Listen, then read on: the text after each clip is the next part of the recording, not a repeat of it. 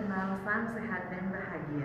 Perkenalkan, nama saya Dwi Haryani, Sarjana Farmasi Apoteker, CGP Angkatan 11 BPJP Jawa Tengah. Kali ini saya akan menampilkan aksi nyata untuk budaya positif. Selamat menikmati. Diskriminasi budaya positif pada rekan sejawat guru. Budaya positifnya. Assalamualaikum warahmatullahi wabarakatuh. Waalaikumsalam warahmatullahi wabarakatuh. Sehat semua Bapak Ibu? Alhamdulillah. Kayaknya ayamnya dulu tidak begitu menendang ya. Kayaknya soalnya wajahnya kayak suara gimana gitu ya.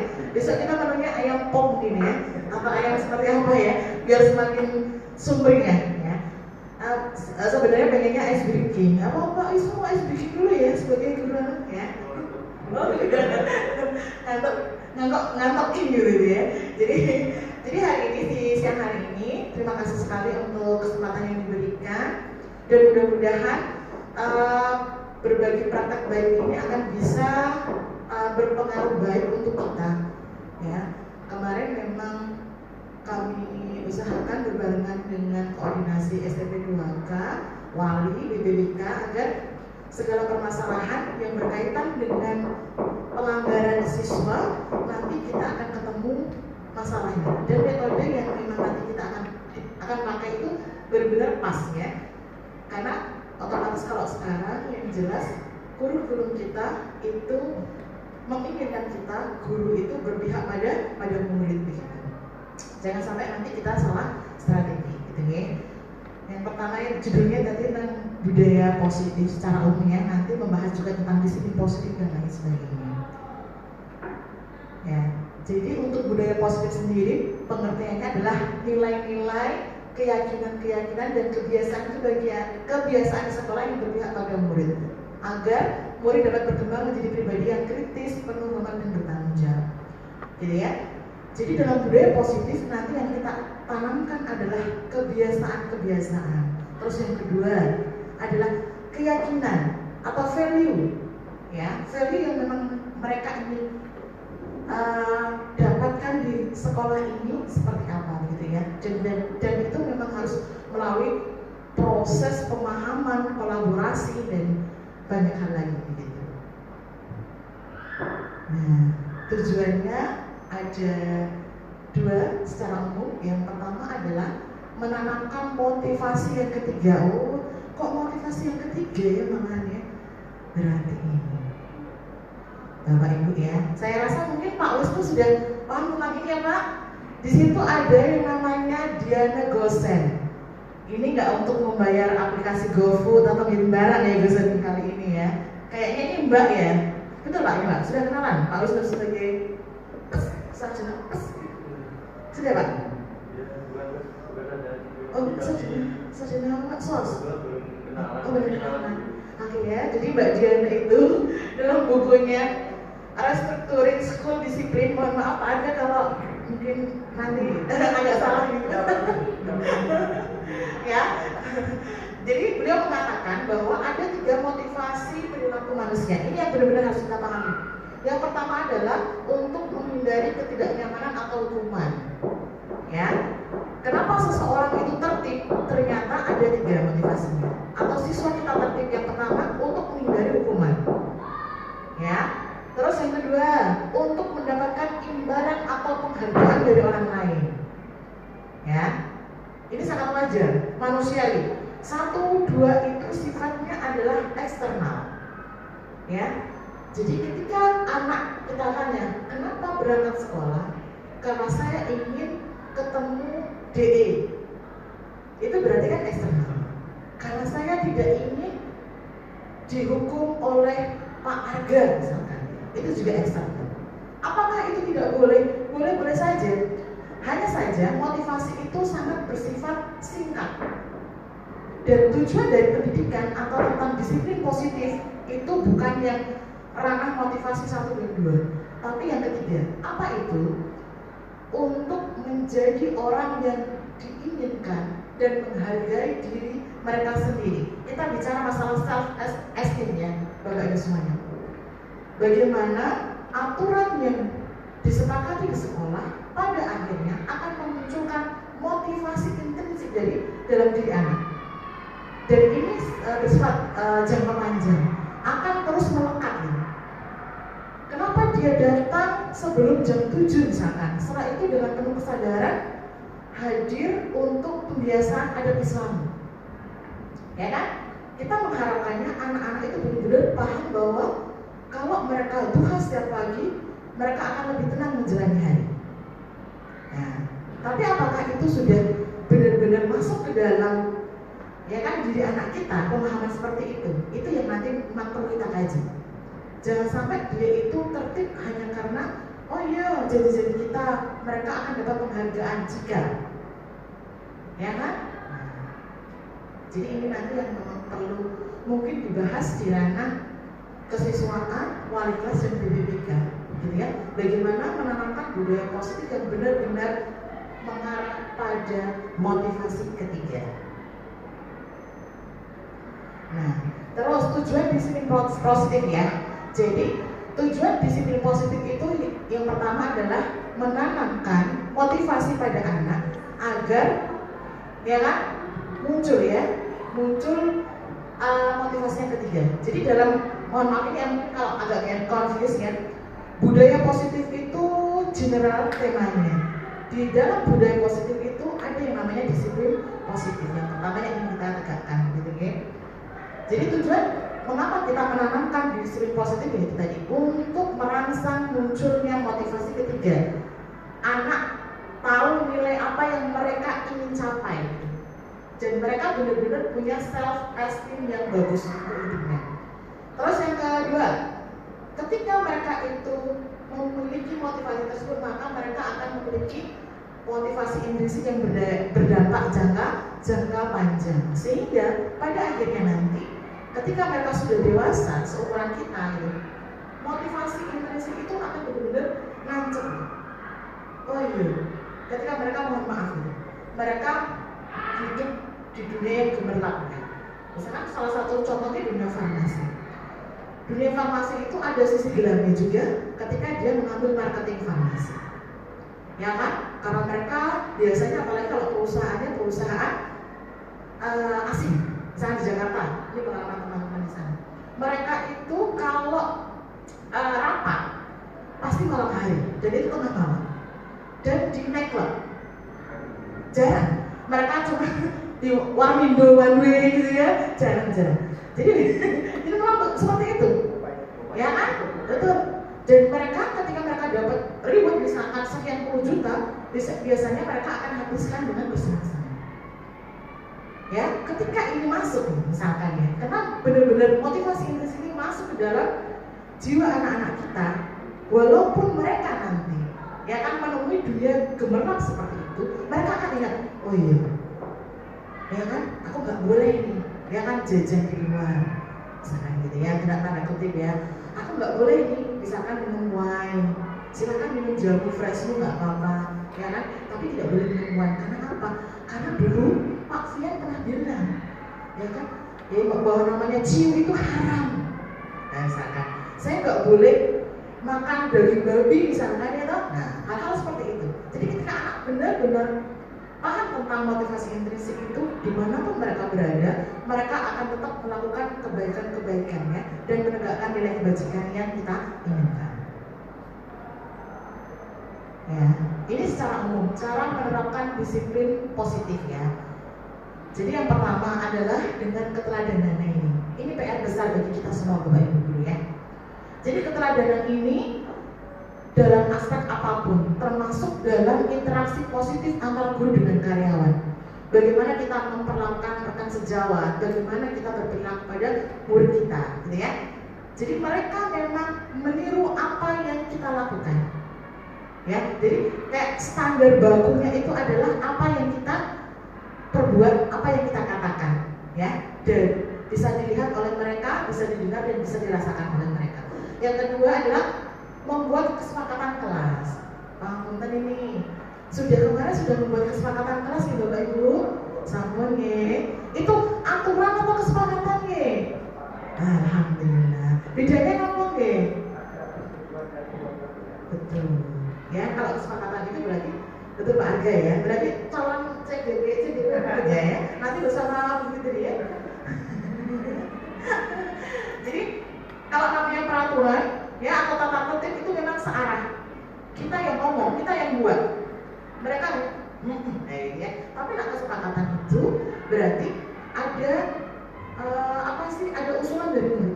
Murid dengan seperti ini, setelah itu nanti akan ada penyarian dari kita, gitu ya. Apakah ini sesuai atau tidak? Gitu.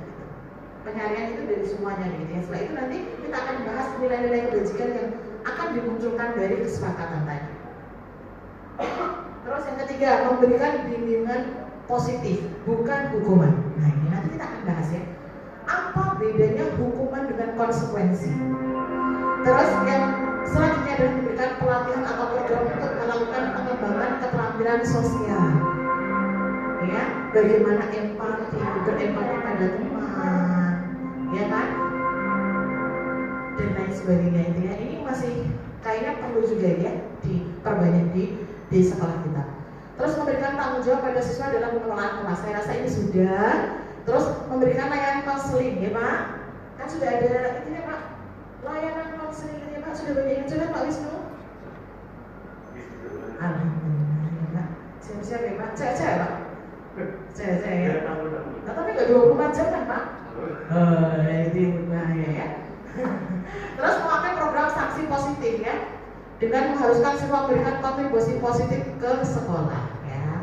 Jadi jangan sampai kayak di misalkan pondok pesantren yang cuma hanya fisik gitu ya, walaupun sebenarnya itu tetap masih boleh digunakan, hanya saja ya kan tergantung dari konteksnya. Terus yang terakhir adalah memakai pendekatan restoratif dalam menyelesaikan permasalahan dan konflik-konflik. Nah, nantinya nanti kita akan belajar tentang segitiga restitusi. Ada sedikit kasus Bapak karena saya Bapak Ibu karena saya agak batuk, mungkin di Bersani di sini Iva kurang menguasai pelajaran matematika. Mohon maaf Bu Arif. Ini soalnya dari sana ya Bu. Sehingga pada saat pelajaran tersebut berlangsung dia lebih banyak terdiam ya dan atau menggambar di buku pelajarannya.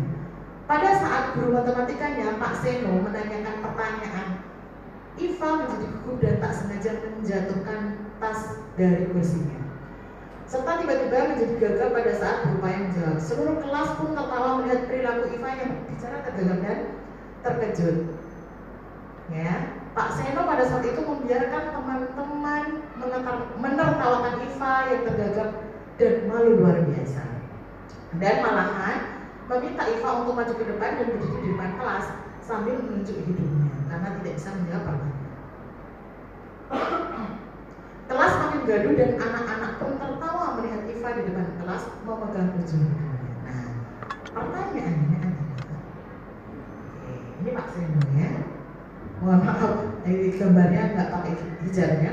Yang pertama, apakah Anda setuju dengan tindakan Pak Seno terhadap Iva? Ya, mengapa? Terus yang kedua, menurut Anda tindakan Pak Seno terhadap Iva adalah hukuman atau konsekuensi?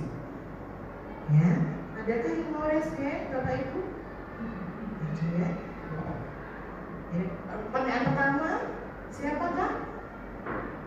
Wilina? Atau kayak ini Gus Pur kan daripada ngantuk. Ini kan dari ya kan dari negeri awang-awang gitu, ya kan Gus Pur atau Gus Pur. Pertanyaan yang pertama, anggap saja panjenengan adalah ya kan temannya Pak Seno.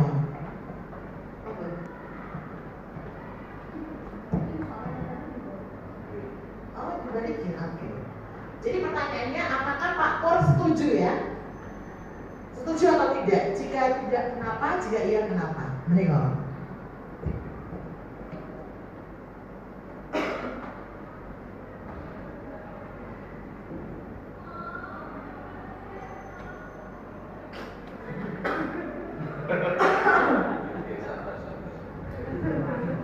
Apa nyetongan loh, teton loh nih. Tidak setuju. Tidak setuju. Kenapa Pak Pur? Karena termasuk ada bentuk perundungan ini. Menertawakan saudara Iva yang tergagap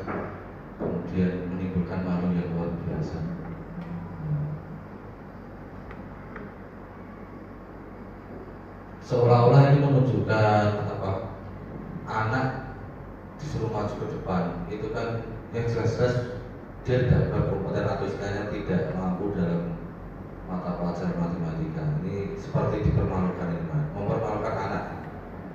Ya betul-betul setuju. Alasannya itu nanti anak malah tidak semakin berminat untuk belajar matematika, tapi malah nanti menjadi guru maupun mata pelajaran yang dihindari. Oke, terima kasih Pak Pur. Ya, luar biasa jawabannya ya. Adakah yang punya jawaban lain? Atau mungkin Pak Senovian ada di sini? Pak Senovian? Pak Pur sepakat nggak dengan apa yang dia bilang? Oh, sepakat ya. Benar ya. Sekarang pertanyaan yang kedua. Menurut sekarang berarti Bu Fitri aja nggak apa-apa. Daripada ngantuk, ini tetangganya Pak Seno juga. Seno Samudro, ya, Bu Bupati, ya penguasa Boyolali ya, Seno Samudro ya. Menurut Bu Fitri, ya kan, tindakan Pak Seno terhadap Iva ini hukuman atau konsekuensi?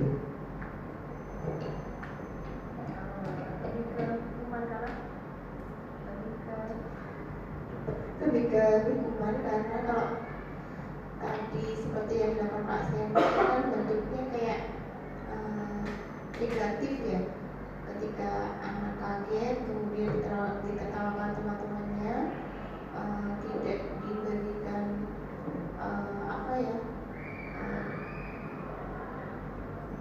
kok bisa seperti itu gitu. Artinya ditanya dulu kenapa dia melakukan seperti itu, tidak ditanya sebabnya kenapa dia tidak memperhatikan pelajaran, tetapi malah disuruh maju ke depan kemudian menuju hidungnya. Saya rasa itu bentuk suatu hukuman, kayak hukuman itu kan sesuatu yang lebih ke arah negatif atas suatu tindakan atau perbuatan yang mungkin perbuatan yang buruk kemudian dikasih dijatuhi apa ya, hukuman.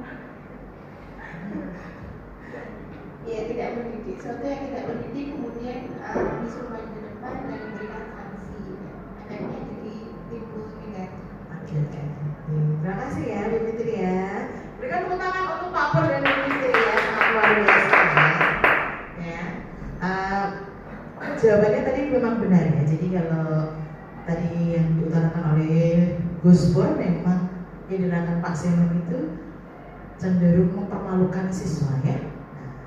Jadi hukuman sendiri kan memang konteksnya memang seperti yang dikatakan Bu Fitri, memang cenderung lebih negatif ya. Jadi kalau ini kaitannya dengan disiplin positif, dalam disiplin positif kita nanti akan lebih menyarankan untuk penegakan yang namanya restitusi, bukan hanya sekedar konsekuensi. Konsekuensi itu kan nak kowe telat berarti Yoko nambah misalkan gitu ya. Misalkan pelajaran dia kurang apa sih, terlambat 15 menit, berarti agar dia tetap bisa menguasai itu, otomatis dia harus keluar ya kan, terlambat dibandingkan yang lain. Tapi yang kalau restitusi nanti kita akan lebih, kamu salah loh ya kan, kamu harus sadar kamu salah, setelah itu kamu ngapain gitu. Nah kalau konsekuensi kadang kan nggak sampai kamu harus ngapain untuk memperbaiki kesalahan, tidak ada sebuah apa ya, penyadaran diri terus solusi setelah itu gitu ya. Jadi tadi sudah sedikit disinggung oleh Bu Fitri.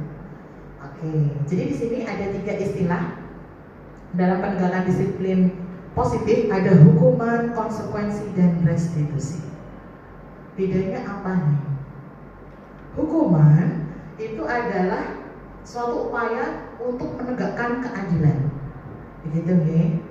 Hanya saja memang konteksnya kalau di sekolah dia lebih kepada sesuatu yang bersifat negatif dan kurang menimbulkan kesadaran diri atau motivasi intrinsik ke siswa. Terus yang kedua, konsekuensi itu adalah sebuah tindakan untuk membantu siswa belajar dari tindakan mereka sendiri secara logis. Nah kamu misalkan ini jatah makan jam 12 sampai 13 misalkan gitu ya. Kalau lebih dari jam 13, kalau nasinya habis, itu berarti konsekuensi. ini luar gitu kan, logikanya gitu. Karena jamnya kan jam 12 sampai jam 13. Nah itu adalah konsekuensi. Hanya saja kalau konsekuensi kan kita hanya sampai pada taraf siswa itu ya kan hanya belajar dan tindakan, oh iya aku salah makanya aku gak dapat nasi gitu. Ya, sedangkan kalau restitusi dilakukan untuk memperkuat nilai tanggung jawab serta pemulihan kondisi sementali dari tadi siswa tadi. Dia melakukan kesalahan memang ya. Dan kita sebagai guru harus bisa menstabilkan identitas itu. Jangan sampai ada siswa, mohon maaf nih, di kita, dia selalu telat setiap hari, tapi dia tidak sadar bahwa itu sebuah kesalahan. Sehingga dia sampai paling aku mau nulis wae kok gak apa-apa. Itu kan berarti sesuatu yang memang pada akhirnya kurang mengena. Ya, yang nanti mungkin akan dibahas lagi di tatanan SPP 2K seperti apa ya. Atau mungkin ada beberapa siswa yang dikecantikan yang haid sampai sekarang begitu, nggak mau sholat ya, itu beneran haid atau memang kadang males? Nah ini yang memang harus kita kaji lebih dalam. Nah ini ya ada studi kasus untuk kita membedakan antara hukuman dan konsekuensi. Yang pertama, mencatat 100 kali di dalam buku kalimat ya.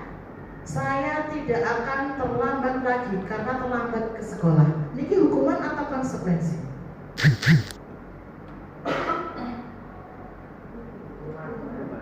Mencatat 100 kali di dalam buku kalimat. Hukuman atau ini kita tanya pada pakarnya. Kalau saya kan CGP, kita tanya pada ya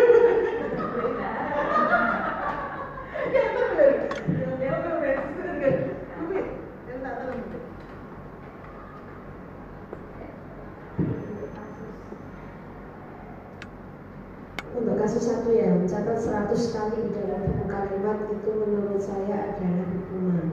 Ya, oke, memang ada positifnya sih apa ya mencatat, tetapi kalau untuk frekuensi ya istilahnya 100 kali itu berlebihan ya menurut saya, jadi hukuman maksudnya. Jadi tidak sebanding dengan mungkin pelanggaran yang dia lakukan ya Mami. Terus yang bilang terima kasih Bu Irina, lari mengelilingi lapangan basket 2 kali karena terlambat hadir di sekolah. Ini Bu Ira. Nah ya toh. Maka Bu Ira, pertanyaan yang kedua, kira-kira konsekuensi atau hukuman? Lari mengelilingi lapangan basket 2 kali karena terlambat hadir di sekolah.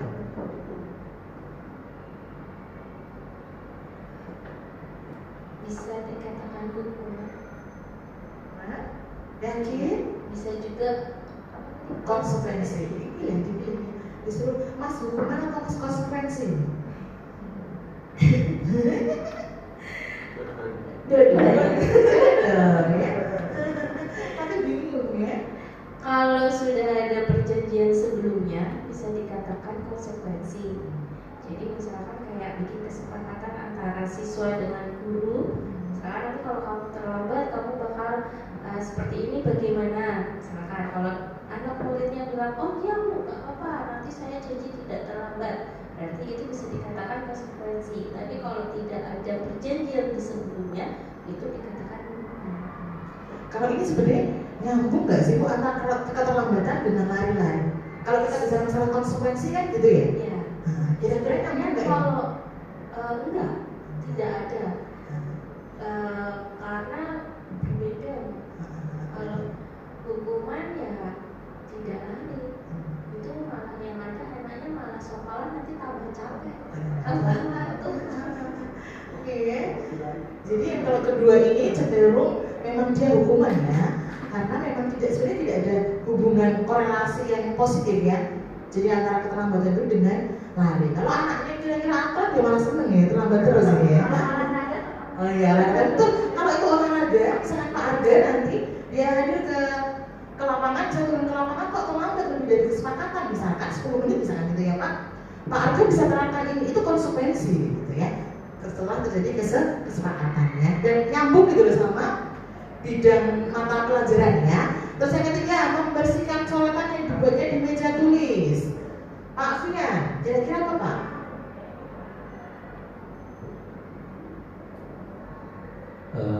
Konsekuensi. Oke, betul. Soalnya ada korelasinya. Oke, betul ya. Terus yang selanjutnya apa ada? Berjemur di lapangan basket pukul 12. Oke, untuk menurut saya itu hukuman, jelas hukuman itu. Karena itu tidak berkorelasi antaranya pelanggaran dan juga hukumannya, Bu. Jadi pelanggarannya ngobrol dengan teman, tapi hukumannya kok disuruh berjemur kan gitu. Oke, ya. Terima kasih ya, Ibu Ira, Pak Fian dan juga Pak Angga ya. Karena durasi kita terbatas, ya. Jadi tadi saya rasa semua sudah paham tentang konsep ini ya, perbedaan konsep keduanya.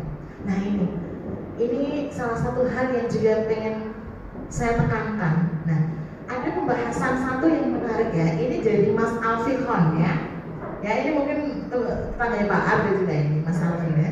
Jadi nih, dihukum oleh penghargaan. Kayak judul film baru ya, setelah Kipar Maut ada dihukum oleh penghargaan. Ya kan?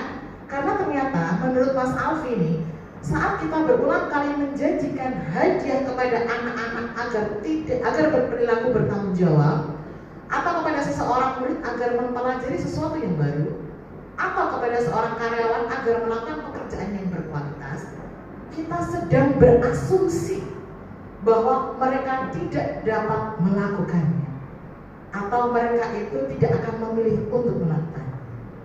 Ini harus hati-hati nih, Bapak Ibu semuanya. Saya juga baru dapat teori ini ya. Dan saya ketika belajar ini itu tercengang. Oh ternyata tidak semua penghargaan yang kita berikan pada murid kita itu ternyata akan membuat mereka semakin baik. Ada banyak kasus gitu ya, penghargaan ada yang malah menurunkan kreativitas, menurunkan motivasi, ya kan? Ada juga penghargaan yang membuat hubungan menjadi menjauh. Ada seperti itu. Ada pembahasan sekitar 8 item masalah yang penghargaan ini. Jadi alangkah lebih baiknya yang namanya apresiasi itu bersifat mentali. Kalau bisa menumbuhkan mental-mental yang bagus, tidak membuat anak bersifat materialistis. Oh iya, aku nak apik karo guru kae meh ditumbaske bakso pentol. Sesekali nggak apa-apa, tapi kalau itu berulang kali, itu akan merubah, jadi akan merubah mental anak kita, murid kita, begitu ya. Nah ini 5 posisi kontrol guru. Ini harus hati-hati nih, Bapak Ibu semuanya ya. Ada 5 posisi kontrol guru, yaitu penghukum, membuat merasa bersalah, teman, pemantau, dan manajer. Kira-kira tahu nggak ini apa sih penjabarannya, dan kita termasuk di mana ini? Kalau Pak Wisnu, sebentar saya.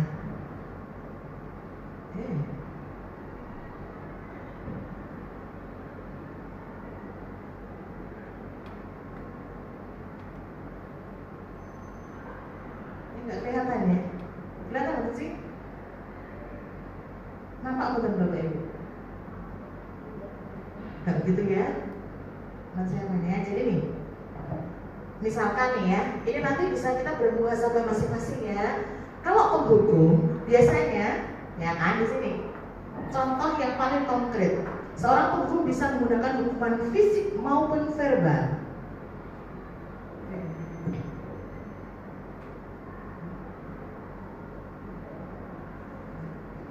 Terima kasih Mbak Argenti. Ya, jadi di sini yang paling kelihatan, ya.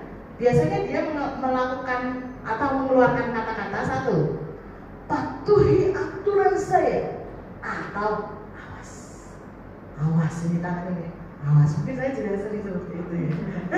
Saya tidak mau menunjuk orang lain karena saya sering seperti itu ya. Kamu selalu salah, iso nggak sih, Dek Wisnu, iso nggak? Mau suami poten orang ngerti. Kadang nih ya. Terus selalu pasti selalu yang terakhir.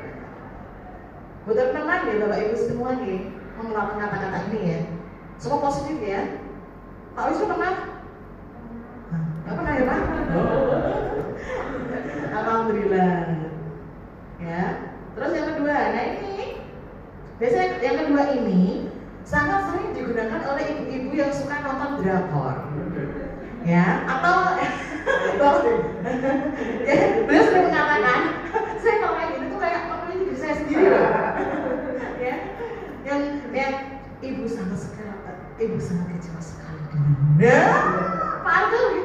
kelas. Pak Edi Pak. Oh, Pak Edi yang penghukum apa yang ini? Oke ya, baik-baik saja ya. Kalau yang anak muda itu kayaknya teman. Nah ini, ya. Gimana coba kalau orang tuamu tahu kamu berbuat begini? Ya, ini kita banget ya. Berapa kali bapak harus memberitahu kamu, ini ya. Contohnya misalkan Pak Arda sama Anda SKI sama siapa? Harus call. Berapa kali?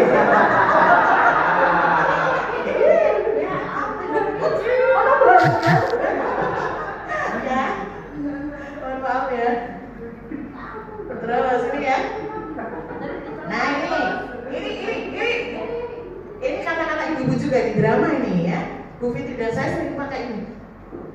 Ayo bantulah demi ibu, demi bapak ya. Nah ini ya pakai rayuan ya. Ayo ingat tidak bantuan bapak selama ini. Nah sudah kali ini tidak apa-apa, nanti bantu bereskan ini ya. Ini ya tadi sebagai teman nih. Nah ini kalau sebagai pemantau. Nah terus peraturannya apa? Kan sudah tahu. Nah ini biasanya ini ya. Terus apa yang telah kamu lakukan? Coba kalau kamu nggak terus konsekuensinya apa nih? Ini pemantau. Kata-kata yang sering dipakai oleh pemantau. Dan sebaik-baik kontrol adalah sebagai manajer. Jadi pada posisi manajer ini, ya, posisi di mana guru berbuat sesuatu bersama dengan murid, mempersilahkan murid mempertanggungjawabkan perilakunya. Jadi bukan guru yang menentukan dia harus bagaimana. Jadi kita kayak semacam memfasilitasi agar dia itu tahu bahwa dia salah. Setelah itu kamu mau ngapain nak? Untuk memperbaiki semuanya. Bukan kita yang satu, kamu harus ini, dua, kita harus ini, kamu harus ini. Ya, jadi manajer itu seperti itu ya. Mendukung murid agar dapat menemukan solusi atas permasalahannya sendiri, gitu ya. Jadi pada fungsi manajer itu, kontrol manajer ini seorang guru telah memiliki keterampilan di posisi teman maupun pemantau. Jadi dia sudah pernah melakukan itu, gitu ya. Jadi dan dia kembangkan, gitu ya. Kembangkan untuk membantu siswa mensolusikan dari kesalahan yang dia perbuat, gitu ya. Dan yang terakhir Bapak Ibu semuanya,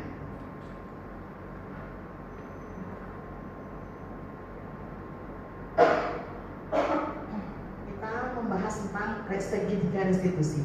Jadi setelah tadi kita tahu bahwa posisi kita adalah sebagai manajer, yang harus kita lakukan ketika terjadi pelanggaran yang dilakukan oleh siswa, kita akan menggunakan segitiga restitusi, gitu ya. Jadi nanti segitiga restitusi itu pertama adalah kita melakukan penstabilan identitas.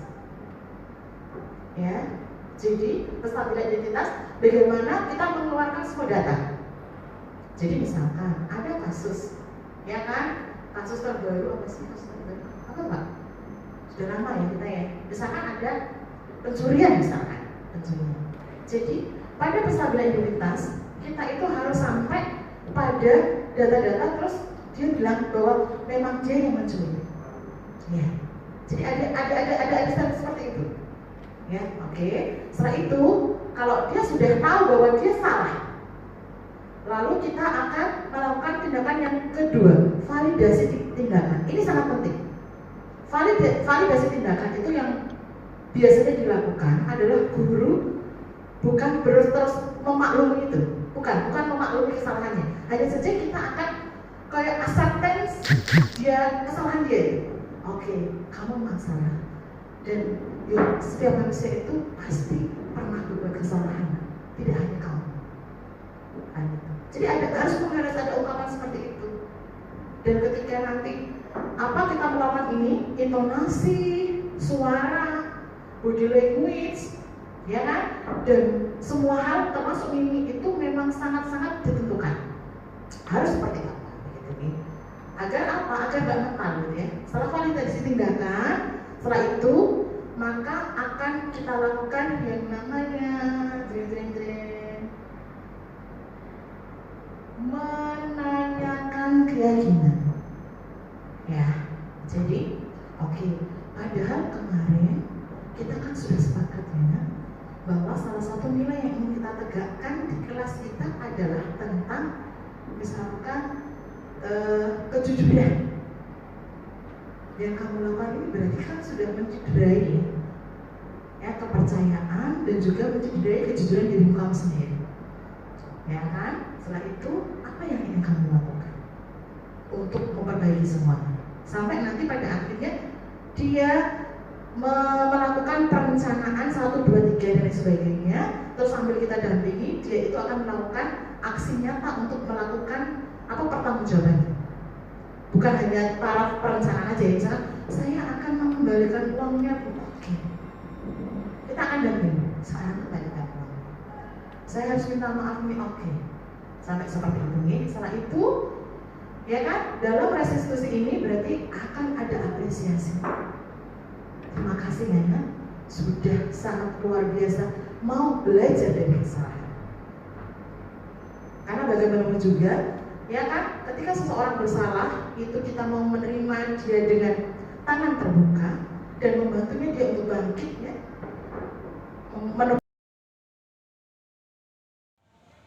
Assalamualaikum, saya Ibu Argenti di SMK Muhammadiyah 4 ini. Surakarta ini saya selaku Wakil Kepala Sekolah Bidang Kesiswaan serta Ismuba. Ismuba kalau di Sekolah Muhammadiyah adalah Al-Islam, Muhammadiyahan, dan Bahasa Arab atau tentang keislaman.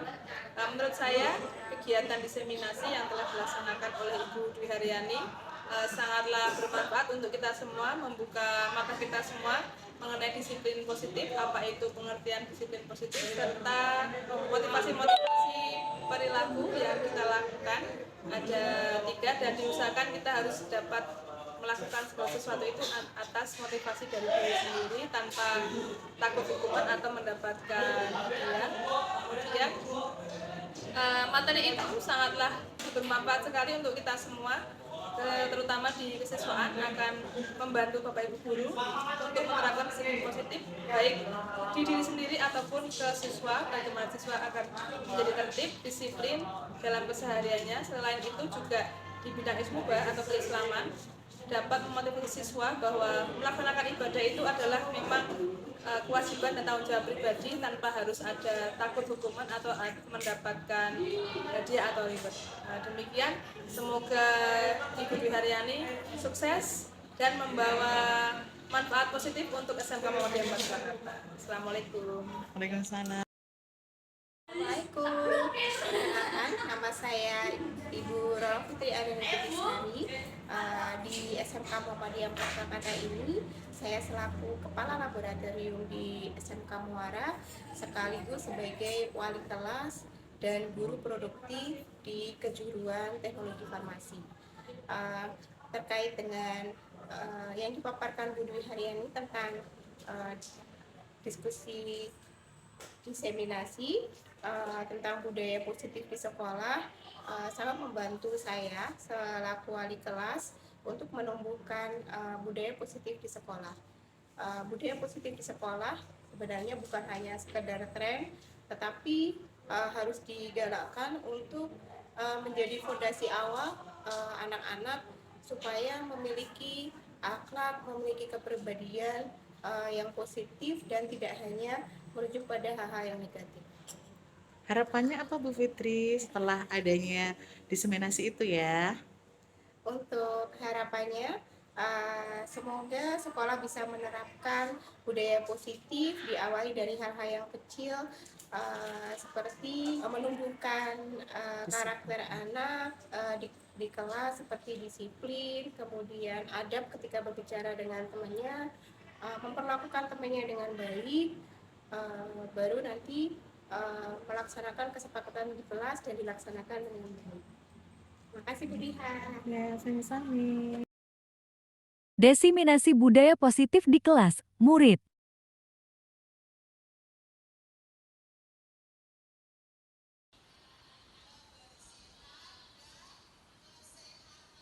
Tanggung jawab juga.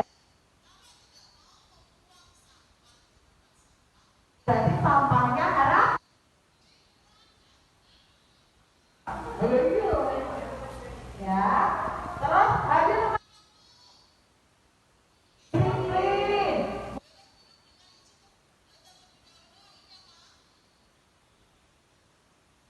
Jadi orang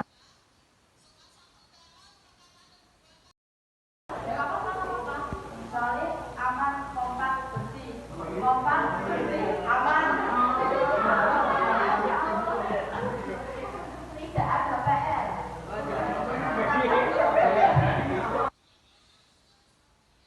Saat guru sedang belajar.